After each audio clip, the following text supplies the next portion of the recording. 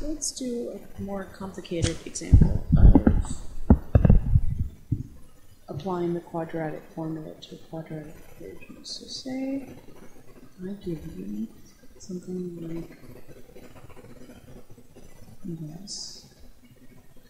1 over x plus 2 minus 1 over x equals 1 over 3.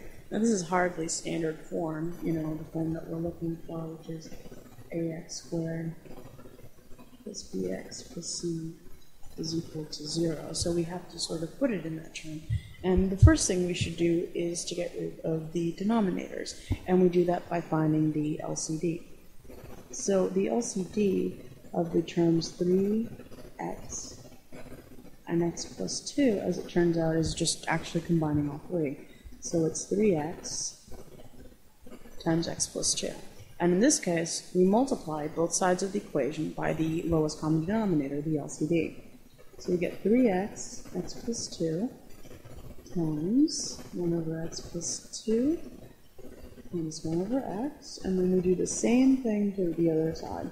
And the reason we do the same thing to the other side is because we don't want to change the equation, because if we just multiplied one side, then we would be changing the equation, as opposed to if we do it to both sides, then essentially we did the same thing, so nothing changed.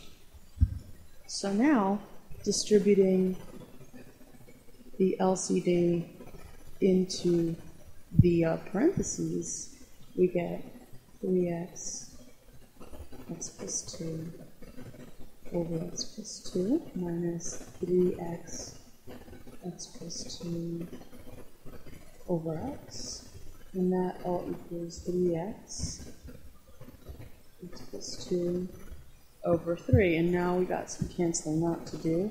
X plus 2 here cancels out, the x here cancels out, and 3 here cancels out. So now let's write what's left. Got 3x minus 3 times x plus 2 is equal to x times x plus 2. Now again, using the distributive property, we should distribute our terms into here to simplify things. So we get 3x minus 3x minus 6 is equal to x squared plus 2x. And now remember our goal, right? Our goal is to have it in this form. So we want to move everything to one side and have it equal to 0. So the easiest way, since x squared is already here, let's move all of the stuff on the left. Let's move it all over here. So 3x minus positive 3x minus 3x, these two are going to cancel out. So all that there's left to do is to add a 6 to each side. So our equation looks like 0 is equal to x squared plus 2x plus 6. So now it's in standard form, and now we're able to solve using the quadratic formula. So let's first label our letters. A in ax squared plus bx plus c equals 0. A in this case is 1, b is 2, and c is equal to 6. So now, rewriting this again, we get negative b plus or minus b squared minus 4ac over 2a. And remember, this is a really nasty formula, but if you write it down each time, you'll remember it a lot easier. Because after a while, you won't have to keep recalling, you'll just remember it. So now replacing the coefficients, we get x is equal to minus 2 plus or minus the square root of 2 squared minus 4 times 1 times 6 all over 2 times 1. Let's get some more room here. So minus 2 plus or minus 4 minus 24 all over 2.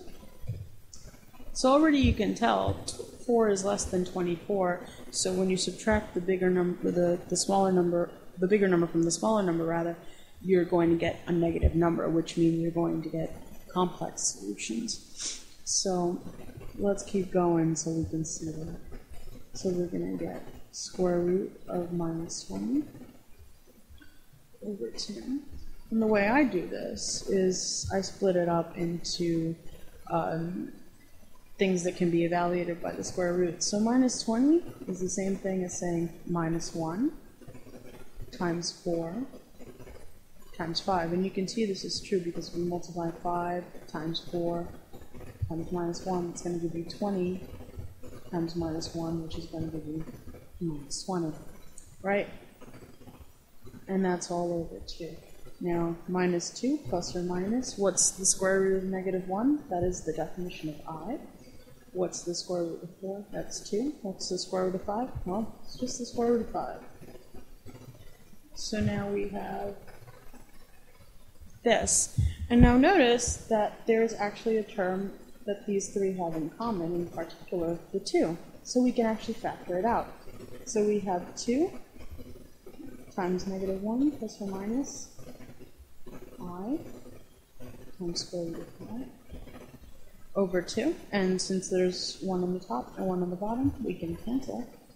So x, finally, is equal to negative 1 plus or minus I times square root of 5. Or you can split it up and write x is equal to minus 1 plus I square root of 5, or x is equal to minus 1 minus I square root of 5.